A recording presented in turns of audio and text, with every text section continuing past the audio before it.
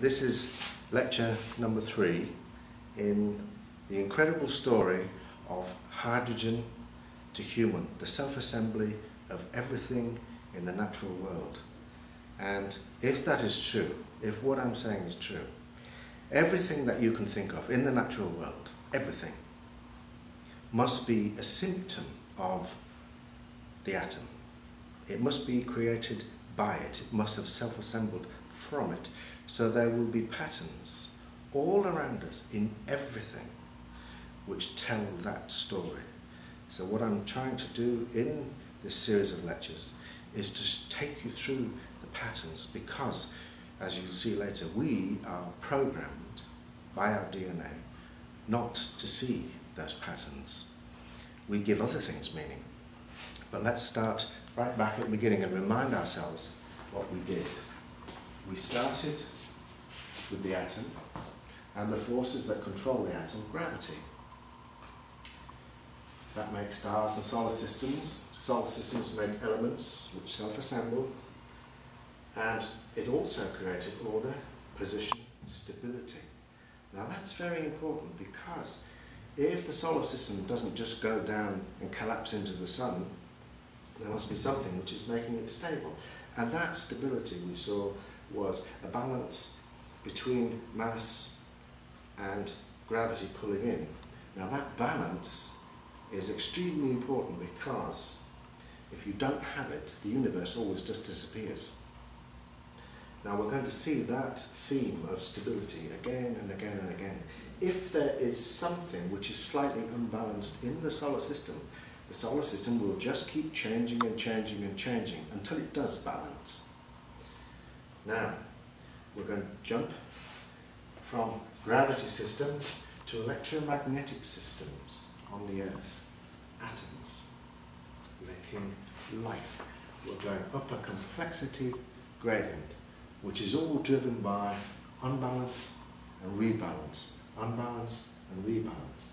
Now, what I want to do is to completely change the way that you think about life. There will be patterns in every living thing that shows you what is going on.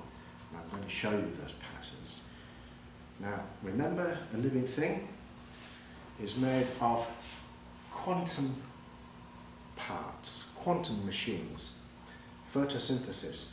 One photon dislodges one electron, which falls down an electron gradient. Remember this machine which demonstrated that? This is a gravity gradient. If I just have a battery, some energy, to lift the electron to the top and drop it in the machine, I just need to unbalance it. That will unbalance the next bit, and the machine works all by itself. Now, that doesn't explain a living thing. I've got one quantum machine, but let's take on the next step. Now, this is going to be feedback, and you'll see this is what really drives everything. If I can make a quantum machine just by putting these parts together, and if I've got a medium for life to take place, I need to have everything at quantum size. Well, that just means I need to dissolve it in something. Well, that's water. Space is the medium in which gravity can work and order the solar system. Well, water is the medium in which electromagnetic forces take over and create living things by just having molecules just sitting beside each other, and something will happen. Remember electromagnetism? If you just put things close enough together, they stick together. They make something all by themselves. Now, they must be in water so that they can move and so that they're small enough to work. But you can imagine now, if I want to raise my complexity, if I just get two machines sitting together and one will feed into another one, it gets more complex. But what I need for a living thing is feedback. Now, let's explain that to you very simply. Imagine I'm over here with a thermostat that controls the AC. That controls the conditions, unbalances the thermostat, which switches that on or off. There's a feedback loop between the thermostat, switching the machine on and off, and the machine changing the conditions which switch the thermostat on and off. Now, that doesn't seem a very likely answer, but in the 1970s, a man called Mandelbrot put an equation into a computer which was going to iterate. That means it's going to do the same thing again and again and again, like living things. You just keep, I need to reproduce more, but I need some amount of change. That's how evolution works. Now, this is the first time that I have put these two things together. Now, I want you to look at the equation that he used. Here it is. Z to the n plus 1. Well, there's z to the n. So my answer here gets fed back into the equation, plus an amount of stability that doesn't change, and because I'm feeding that back in, I get a certain amount of change, an amount of change which allows me for the system to continue, but doesn't change too much. Now, when he put that into a computer and made it graph the patterns, he could never have imagined what was going to come out on the graph. Now, these are the pictures which shows what happened. First of all, we got this very strange pattern, and as he let the computer iterate and repeat and repeat and repeat millions and millions of times, the pattern became more complex, and as it zooms in, more complex still. Now, what I can see here is I see similarity between the shapes, but they're never the same. They were always different, and he left the computer going and running for days and days, and the pattern became more and more complex. But this pattern, which we call the Mandelbrot set, kept reappearing. So that's something which is driving the whole thing to work. And when I see these beautiful patterns which we call fractals, they're never the same. They're always slightly different. But there's self-similarity. I see the same shapes. Well, there's no end to this. It's infinite. If I just leave the computer going, it keeps making the same pattern. And I can see this bit and this bit here. There's bilateral symmetry because one half is in the real numbers and the other half is in the imaginary numbers. Now that sounds impossible. How can you have imaginary numbers? Well, we wouldn't exist without them. So we don't have the language, so we use the word imaginary, but if you don't exist without it, it's certainly not imaginary. And the patterns become ever more increasingly diverse, and I'm going to show you that this pattern shows up in living things. If I just leave the computer going of life, I'm going to get a vast variety, a certain amount of change. Now, trilobites were on the earth for a long, long time, and there seems to be an infinite number. There's 17,000 of these. They're all different, but it's all the same pattern.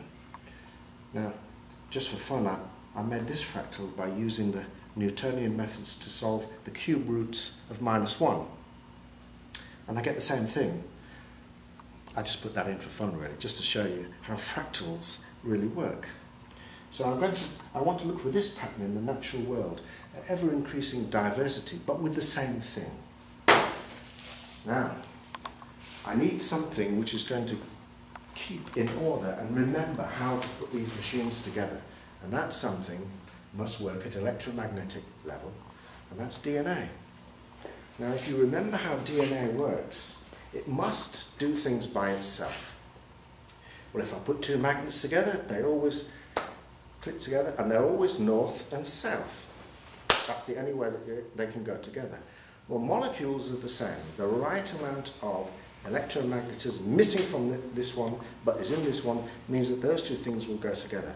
Now, I can't shake hands with myself because they don't fit together, but I can shake hands with somebody else because they do fit together.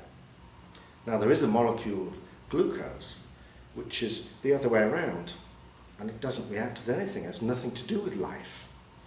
But the glucose that can shake hands with everything else will show up as a pattern which we looked at that went right through living things in ever increasing complexity. Now, just to remind you how DNA works, if I have a molecule with just magnets, norths and souths, and that can be in a pattern, if I put that into a bath of magnets where they can all move and unzip it, it will replicate here and here. I've now got 2 copies. And if I unzip it again, I then get more copies. It doubles every time. Well, that's how viral DNA works. If you just put the virus into your cell, the virus isn't a living thing. It doesn't have that feedback mechanism. It doesn't have the machinery to unzip itself. But when that's in your cell, it just unzips, and you can see it makes more copies, then more and more until it kills the cell. That's what a virus actually is. But a living thing, well, that needs a feedback mechanism from its quantum machines that switches things on and off. Things will change. Now, if I've got a thermostat and that AC, you can see if I just have energy, a battery, that machine will just keep switching itself on and off and on. Something's happening, and that something is what we're going to call life. Now, if that is true, there will be a pattern right the way through living things which is going to reflect that. And I've shown you that in the trilobites, but when we say everything, I really do mean everything that you can think of. And remember, we are programmed to miss the obvious. So in the last lecture, we looked at the change in cells. Cells were quantum machines. So that's the 3 billion years here, which is the part when evolution really took place and gets us to a point here where I need to take the next step up the complexity gradient. Now, something very important to understand about life is that life creates the conditions for itself to exist. Now that sounds a very existentialist argument, but look, life locks away carbon. It uses carbon because the carbon atom is the only one which has so much imbalance in just the right place. It can stick to everything. It can make all the organic compounds. So if I lock away carbon from the atmosphere, I don't get a place like Venus, where the temperature is 400 degrees on the surface just because of the CO2. Now, you might see a problem in that because life locks away carbon. We're the only form of life that puts it back. Well, that's going to have disastrous consequences, as we'll see later. And life also, it produces its own conditions. So the green cells with photosynthesis produce glucose, but they also produce oxygen as a byproduct, a waste product. And that oxygen is what the animals are going to use to consume the glucose. So you can see there's a feedback system, and that is going to separate and show up in my evolution of animals over here. So we've got to change cells. If I look at these cells, each cell is just the same. Everyone doing exactly the same thing. And if I just keep making other cells which are all the same, life never changes. There must be something which introduces change, and that's if I change the DNA slightly, and I can only change it a little bit, it will change. Well, that's very slow changing. I need something which is going to speed that up, and that something is sex, because sex is a really good way to keep the DNA fitting together but introduce change. Now that's going to be very important as we look at our animals and plants which are using sex. Now, plants don't evolve sex until here on the earth. A long time after the animals, but they've evolved it independently. That's the way it is done. And as you'll see, if that's the way it's done, evolution will converge on that and repeat it. And those patterns will show up. Now, just to show you that, if you look at these 2 patterns here, there's a killer whale, a mammal, and there's a fish. both exactly the same pattern because that's the best way to do it. There's a fin here, another fin here, and the body shape. Well, that's really telling me a story. Remember, everything in the natural world is telling you a story. You just got to be able to see it. Now, this changed from something like a dog.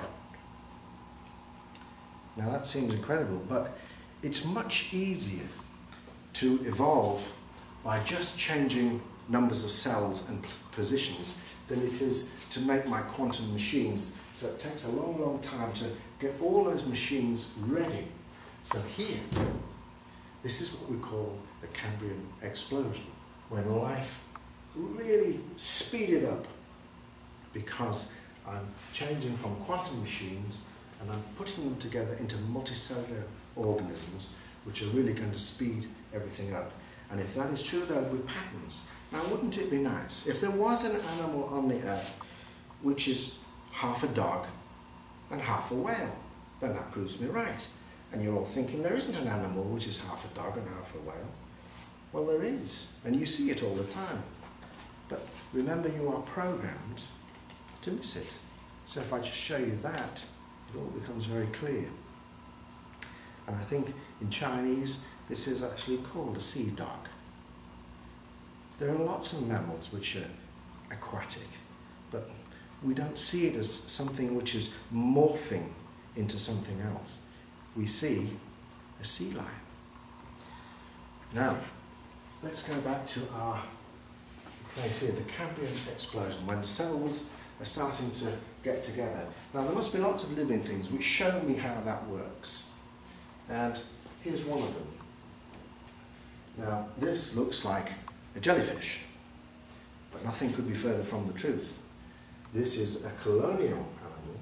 It's just 4 different colonies of cells which happen to be living together because it's more successful for them to live together. And it makes this. These kind of living things are called siphonophores, and they tell me what's going on. Another very, very famous one is something called Volvox. And here is Volvox. It's a colony of cells. It's an algae, but it can swim. It's got these little hairs here which allow it to swim. It's also got eyes, and it also has sex. Well, that really is telling you how it's done. Now, if we start to get cells living together like this, then I'm going to get a next level of complexity. And that is going to be driven by the needs. So you can exist. So here we're going to get a separation between the plants and the animals. Now it's much easier for that plant to exist. It just needs to catch sunlight. So what it needs is surface area. Lots of it. The more surface area you have, the more sunlight you catch. So the driving force of that is going to be the leaf. Lots of surface area. Well, if you look at a rainforest, that's what you see, lots and lots of leaves. But the diversity shows up in the number of different kinds of leaves you can have on the earth. Millions and millions. As we said before, that shows up in animals as well. 17,000 different kinds of trilobite. Or the human face, billions of them, all different, but exactly the same pattern. So if we go back and we look at what's happening, there's a driving force behind everything. Now, when it comes to animals, that's going to show up in our behaviour as well, because we are driven to do things. You must be driven to eat food, otherwise you wouldn't do it. You must be driven to have sex, otherwise you wouldn't do it. But if you don't do it, you cease to exist. You need to keep on creating the conditions for your existence, as in the solar system. Life itself. Life is locking away carbon and creating oxygen atmosphere when it's done that. Oxygen and sugar means that animals can move quickly. So that's why animals can move quickly and plants don't. Well, if animals can move quickly, there's going to be a feedback loop. between weapons and armour. If you must catch your food, you must catch your food or not be caught. So you're going to get animals which are eating the plants and animals which are eating the animals, and that feedback loop between the weapons and armour is what is going to drive the evolution of it. Remember this formula? I just feed the answer back into the equation, add a small amount of change, keep most of it the same, and it happens all by itself. Now this weapons and armour really shows up nicely in the dinosaurs, which really had two patterns, with the plant eaters, which have to get bigger and bigger and bigger to stop themselves being eaten and have more or better armour, and the weapons. And you can see that the size of one changes the size of the other. There's a feedback loop which is driving everything. You need senses, because if you haven't got senses, it's very hard to catch anything. Now, the first animals on the earth looked very much like plants. Remember, plants must have come first. You can't have a sugar taker if there's no sugar to take. Now, in the period just here, I see the change from plants into animals, and we see animals like this. Now these come from a very special group of living things we call Ediacara. And you can see there's bilateral symmetry, but it does look very much like a leaf. We know it's an animal because of the trails it left as it wandered around the ocean floor. But it's not a very good animal. There's no eyes, or if you want to catch some food, you've nothing to catch it with, and there's no mouth. Well, that means that food has to pass through your skin. So if there's a slight change in something that's better than this, that thing that's changed is going to eat all the food and then eat this as well. Well, I see another one of these kind of animals here, but there's something at one end, and that's going to be very, very important, as you'll see later. Now, if you're looking for patterns in living things, this is a very good way to do it, because I can look down the microscope, and if I find human parts and patterns in here, that's telling me a story. Now, you can choose not to know about things like this or ignore it, but it really is the most interesting story that we can ever imagine. Now, I use this a lot, and it's very interesting to see the children when they look in the microscope and see something human like this. Now, you're programmed to recognize the human face, so that when you're a baby you know who your mother is. If you didn't know, you'd think it was a chair or something else.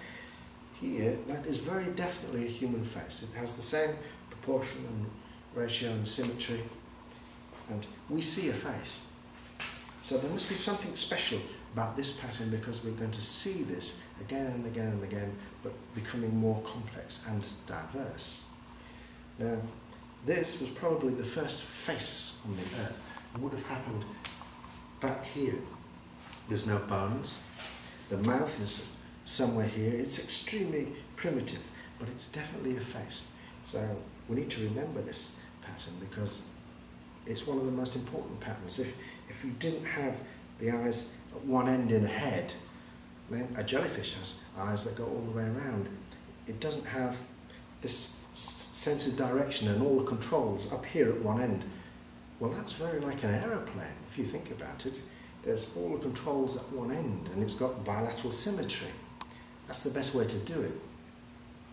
Now, this is a planaria. It's a little worm, and because it's so simple, it's got some very special properties. If you cut it into pieces, each piece can grow back into another one. And later I'm going to show you a bit of video where we cut one of these in pieces, and it grew a head at the other end, just the same. But it was a bit smaller, so there's one head trying to pull one way and the other head trying to pull the other way. And it can do that because it's so simple. We're very complex. We've got a lot more parts to make, so it's much more difficult to regenerate.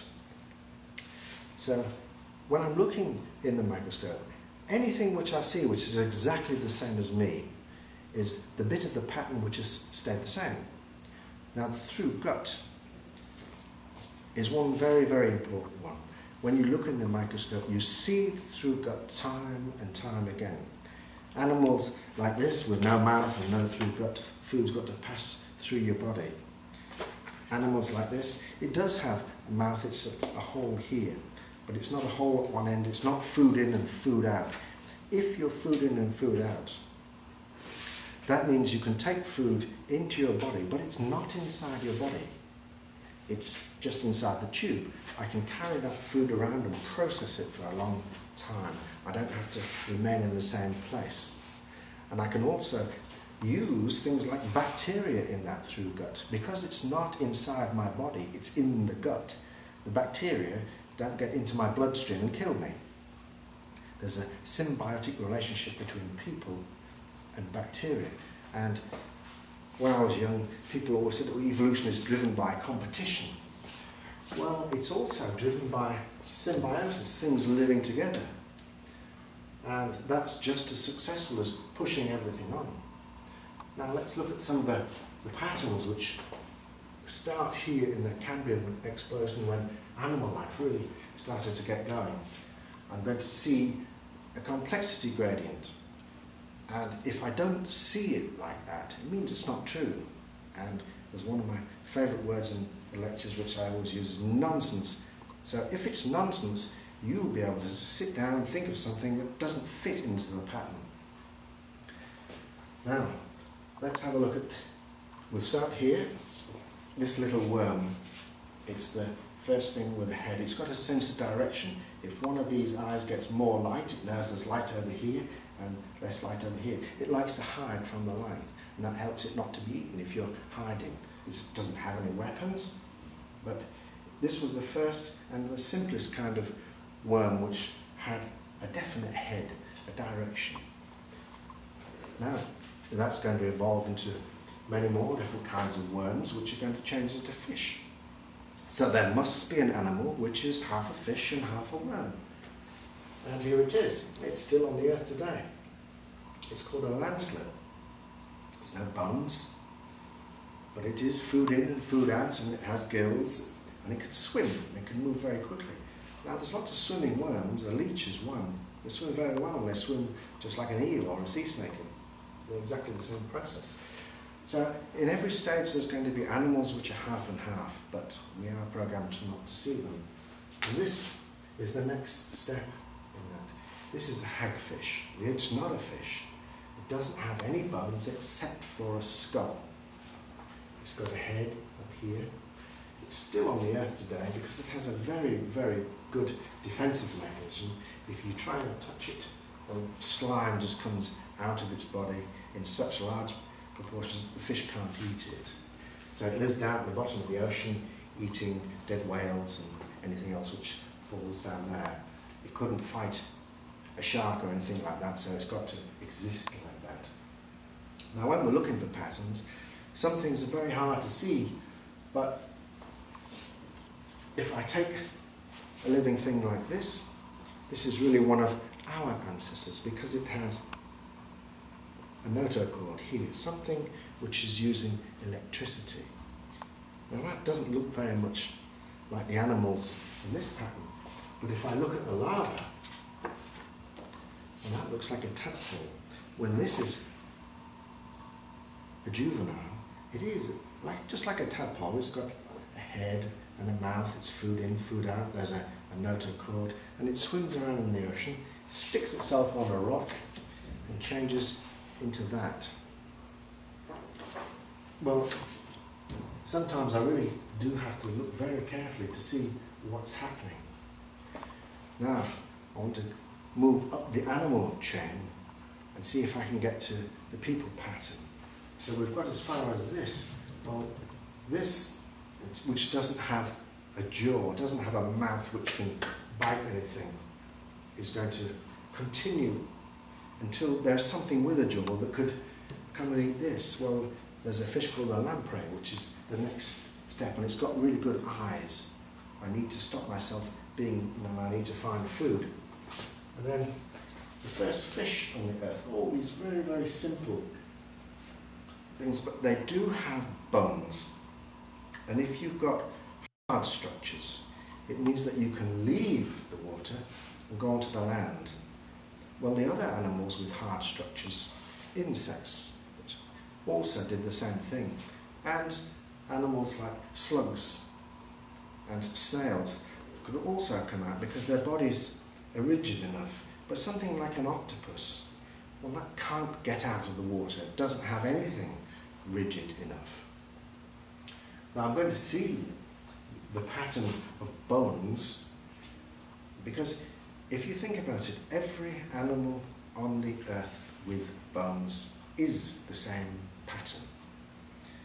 Every animal on the earth with bones. There's no exception. The head at one end, bones, blood, a heart, food in, food out. So why can't we see that? Why couldn't people see that a long time ago? Well, if you're programmed to miss the obvious, it's not obvious. You want something else, and we'll see why we're also programmed to want something else later. Now, if I look at any animal like this fish here, this is a lungfish, I also see this pattern. 1, 2, 3, 4. And I see that again in fish like this. This is a ornitopinnis. 1, 2, 3, 4. And this fish must breathe air. It's using a swim bladder, like a lung. Now, there are lots of different fish which breathe air. There are fish which like to climb out of the water, and fish which have limbs and live out of water. Now, people would have seen mud skippers. They're all in many, many parts of the earth. So why can't we see that that's an animal which is half a fish and half a frog? Same as looking at the sea lion. You miss it because it's obvious. Now, if we can predict the changes which are taking place, you can also predict, by looking at the DNA, the rate at which this change is taking place. And we call that a molecular clock. Now that means that we did something very, very special in evolutionary terms. We predicted the existence of an animal which nobody had ever seen a fossil of, and we knew where to find it, because it must have been in rocks of just the right age.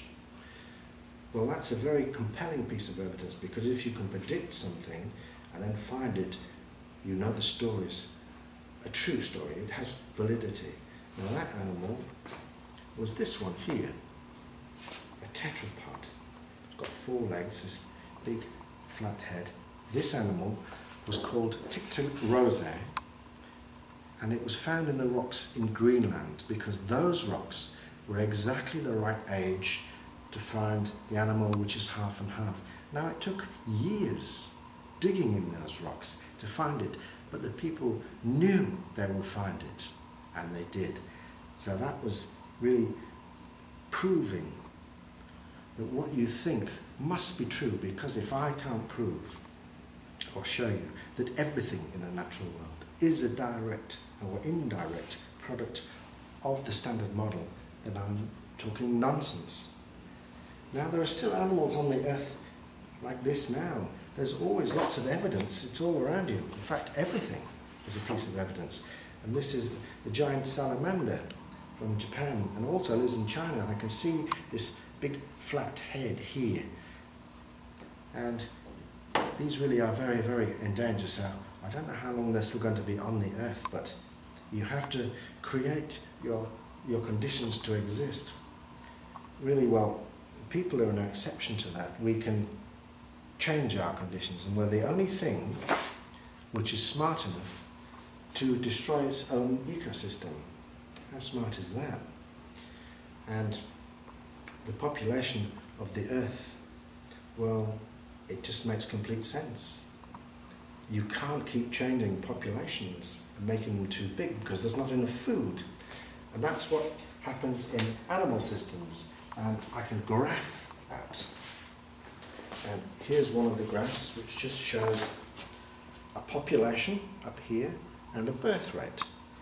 Now, if there's not enough food, then the numbers will go back. That's the feedback system. The controlling mechanism, that's the thermostat. And I get a pattern like this. The dark areas and more chaos. And these areas here is where that system has found stability. It can exist, but only here. If there's too much or any change, it just keeps changing until it goes back into one of these, or it goes extinct. And extinction is the rule for most of the living things which have been on the earth, and we're no exception. Now, I've seen these patterns before. Remember? In the rings of Saturn? And each pattern is telling me a story. Now, this is the gravity level. This is the electromagnetic level. It's telling me a story. And I could put those together, and if I know how to read the patterns, I know what's creating them. And this pattern here is created by one particular moon, Janus. But there's 60 moons here, and that's going to give me an awful lot of different patterns where the gravity adds up or cancels out, and everything in between. Now, if we go back to continue our story, I'm going to get animals with bones, which can come out of the water. It's very hard to live out of water because you've got to take your water with you. And there's going to be this competition of weapons and armour, but always the same pattern. The head, the teeth, bones, but it's going to become more complex and more diverse as we continue our evolutionary history. Now, sometimes there's a better pattern which simply doesn't get a chance to start going. Now, that happened back here before the dinosaurs. There were also mammals, but because the dinosaurs got bigger quickly, the dinosaurs could always kill the mammals. But it was the wrong pattern. A mammal is a much more successful living thing because it can regulate its body heat. So the problem is getting bigger and bigger, which is just going to happen because of this race. It means that you need more and more food. Now that means if conditions hadn't have changed to get rid of the dinosaurs, they might still be here today, but even bigger. But because it's not such a good model on which to build a body, as soon as the dinosaurs are gone, then the mammal is going to take over and very quickly do the same thing. It's going to get bigger and bigger and become more and more diverse, but always using the same pattern. And that's exactly what happened. Now, human ideas are exactly the same as this. They work on the same model. And that means it's going to create patterns in human populations and in the things that we do. And that was shown very clearly to me in the way that we developed the internal combustion engine. Now, there's a much simpler and much better design, but because we went down the path of developing the internal combustion engine rather than the electric motor, the wrong design, and it becomes increasingly more complex, but we get better and better at doing it. We now have a situation where we've got a very highly developed engine, but it's the wrong one. Now we've realised it's the wrong one, but it's really almost too late. The electric motor wasn't developed because the companies who were developing the internal combustion engine bought all the electric cars in America and crushed them. They stopped it from happening. Well, that's what the dinosaurs were doing to mammals here. They were stopping that development taking place. But now that is going to change because the electric motor just has one moving part. To make an internal combustion engine, you've got to make thousands of moving parts, which all have to be precision made because they rub against each other. And in the electric motor, you don't even need any oil. Well, it's got to be better. And we'll make a prediction. In 20 years' time, all cars will be electric. And everybody will be wondering what on earth we were doing with internal combustion engines. We just developed the wrong thing. Now, in a later lecture, I'm going to show you that doing the wrong thing very well is something that people have got very good at doing. We keep doing the wrong thing and we can't see it just the same as we can't see the patterns in bodies, and they're all telling us a story, but we don't like to look too much. This is a picture I took in Taiwan in the mountains. There's a garfish, and I can see the 1, 2, 3, 4 patterns, and that's a pattern just like a car having 4 wheels on the corner. It just has to be done that way. And there's another animal here. This is a very, very strange animal, but there it is with little legs and gills like a fish. There's always something which is half and half, and there will also be every possible combination. You mustn't see an animal as just being like that. There's every possible combination in between, and that's always going to be true. So you don't think of evolution as something which stops anywhere. It always just keeps going and going until something stops it existing, until it goes extinct. Well, if we follow that pattern, we need to get to people. There must be something about people which allows us to exist. Otherwise we go extinct. Now, if we go back here, there's this. If we don't can't catch something and eat it, then we die. And if something is trying to eat us, you need some armour or some weapons. Well, if you look at me, I don't have any weapons. Physically, I've got no armour. You know, even the chimpanzee could quite easily kill me. It's much, much stronger. So how can I take the next step? Well, what gives you an advantage is the fact that you can do this. You're the only living thing that can do that. You've got a hand which can make things. And you've also got a brain with an imagination. And that means you can make something that doesn't exist. You can solve a problem first inside your head before the answer exists. Now, an imagination needs a bigger brain. Well, you can see there's a feedback loop between making tools, using your brain, and the hand which is making the tools. The tools are going to be your weapons and armour. There's nothing else on your body you can use. But it's that relationship between the brain and the hand which is a feedback loop, which is going to drive the size of the brain and keep that going. The only problem with imagination is you can perceive all sorts of things which are nonsense, not true, and I'm going to show you in a later lecture.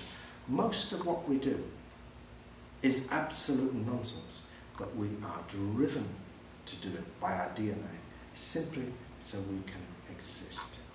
So the next lecture is going to start where we've got human beings.